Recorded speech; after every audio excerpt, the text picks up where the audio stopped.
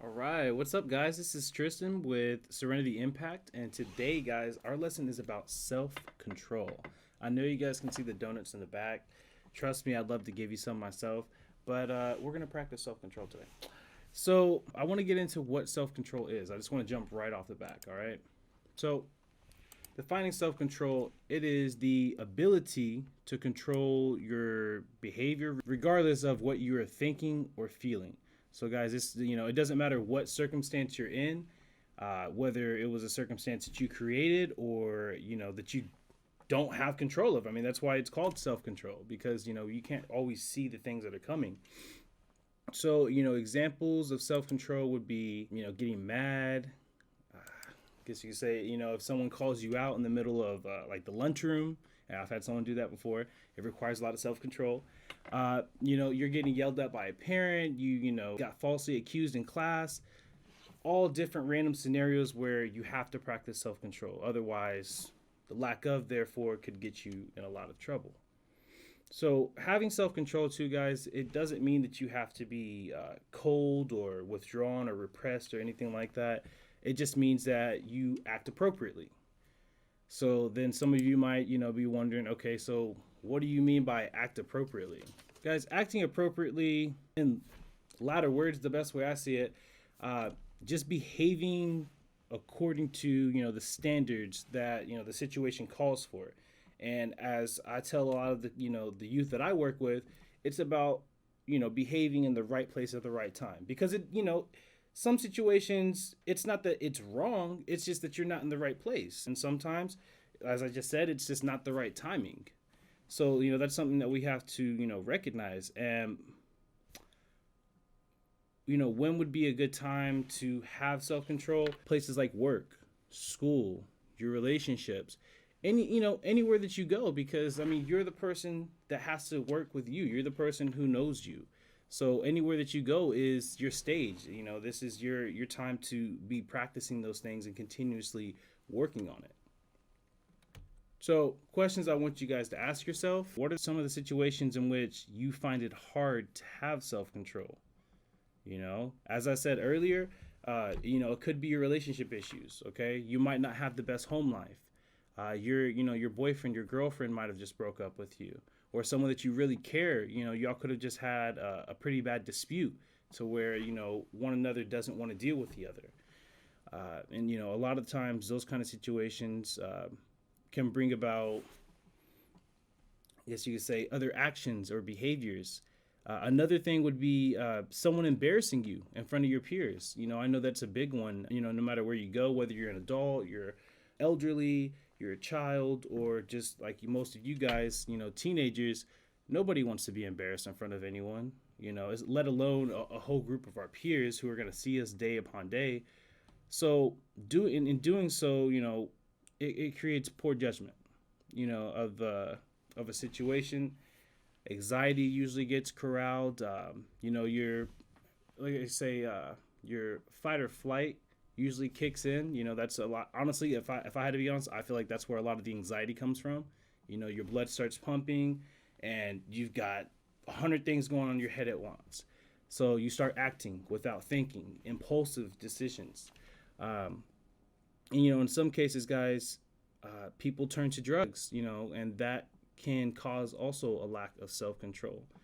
Because you definitely don't have full control of yourself when you're impaired under any substance, whether it be you're drinking alcohol, you're smoking weed, you're popping pills, whatever it is, it's taking away from the control that you do have of yourself. And yeah, alternatively, you're escaping for, a little bit of time, but relatively when you come back to earth, we're still kind of sitting in the same boat, right? So do you know anyone who's acted without poor self-control? And what was that like, guys?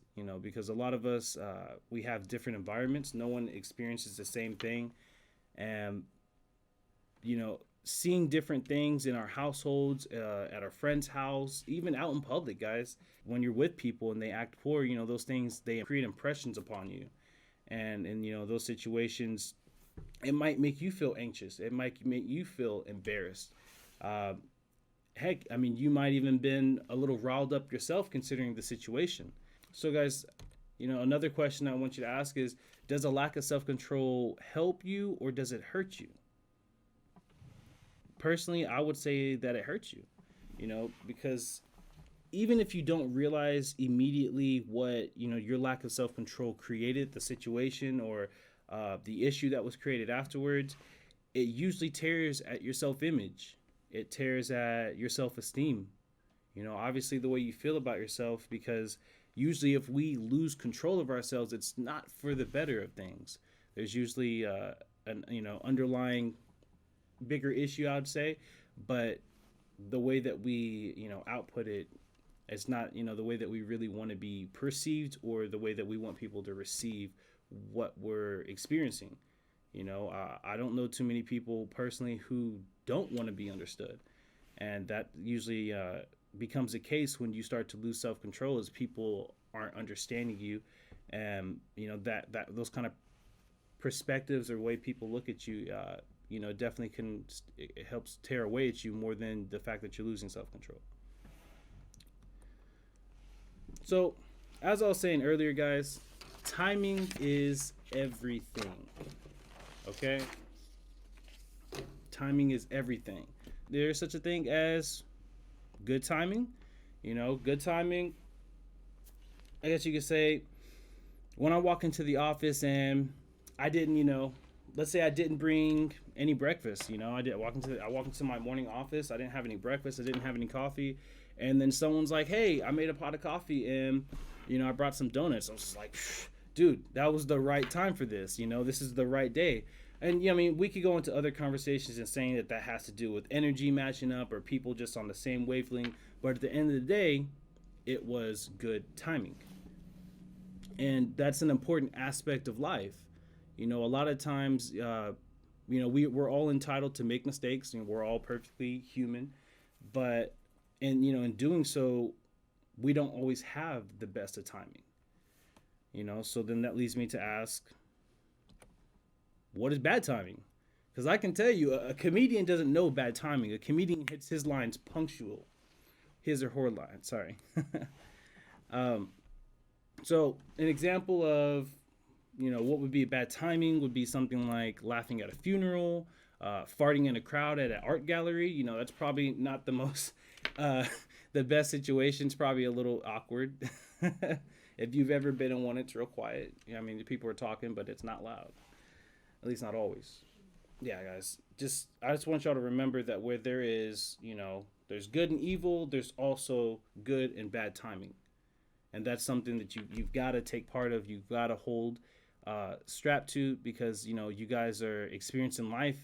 And, sometimes we need to think about the choices that we're about to make before we make them, because it might not be the right time. You might want to be real with somebody, and right now is just not the time to be real with somebody.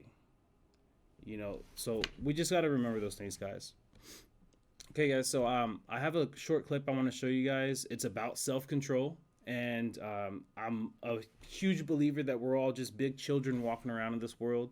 So I decided to go down to the very basis, and this experiment is with kids, and they're basically just testing their self-control. The famous Stanford marshmallow experiment tests children's self-control. You have a choice. You can eat it now, totally cool, or if you can wait till I get back, I'll give you a second marshmallow. I can do it. You can wait 10 minutes? Mm-hmm. Okay. Oh, by the way, if you want, you can use that cup to cover it up so you don't have to look at it. Good luck. Okay. Researchers showed that by putting a marshmallow in front of a kid and daring him not to eat it, you could tell if one day they'd be the next Steve Jobs or the next Steve Gutenberg. Oh. Now, in the original experiment, they just waited to see what happened, but I don't have the patience for that.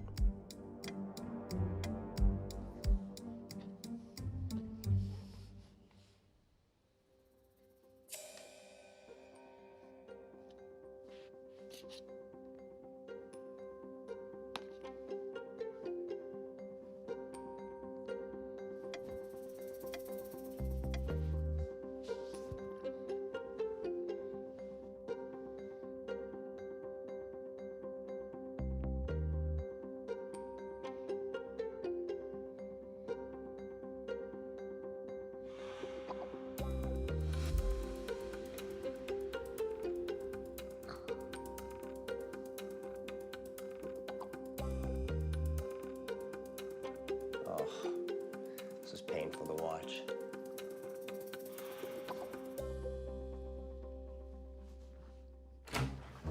All right. Oh, you ate it. That's okay. I didn't eat it. I lifted the cup and it was gone. How'd you do? Good.